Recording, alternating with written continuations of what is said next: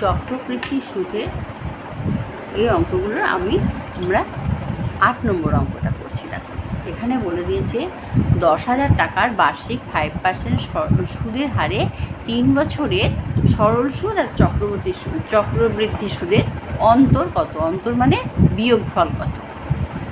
আমরা কী করবো, দেখো বার্ষিক 5% যখন চক্রবৃদ্ধি যখন সুদের হারে যখন এই টাকাটা চাইছে, তো আমরা এই ফর্মুলাটা পুট করে করবো P × 1 + R/100 টু দি পাওয়ার, এখানে পাওয়ার এখানে কত বলছে 3 বছর, তাহলে 3 মাইনাস P বলতে আসলটা।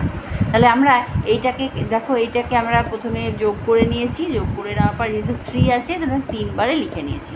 কাটাকুটি করে দেখা গেল 11567.25 এলো এটা থেকে, এই 3টে মাল্টিপ্লাই করে, আর এখান থেকে 10,000 বাদ দিলাম, তাহলে হচ্ছে 1576 টাকা 25 পয়সা হলো। এটা হলো চক্রবৃদ্ধি মানে কম্পাউন্ড ইন্টারেস্ট হলো।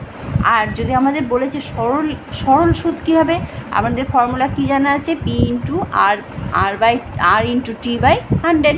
তাহলে আমরা সেই একইভাবে করে নিলাম, কাটাকুটি করে দেখা যাচ্ছে 1500 টাকা হচ্ছে। আর আমাদের এখানে কি বলেছে, অন্তর মানে বিয়োগফল, তার মানে এইটা এবং এইটার বিয়োগফল কত, তাহলে এইটা থেকে এটা মাইনাস করলাম 76 টাকা 25 পয়সা। তাহলে আমাদের উত্তর যদি লিখতে হয় নির্ণীয় বিয়োগফল বা নির্ণীয় অন্তর, এই লাস্টের লাইনটা লিখে দেবো, বা এখানে এরকমভাবে লিখলেও হবে, এবং নির্ণীয় অন্তর লিখে দিলে তোমার একদম লেখাটা পারফেক্ট হবে।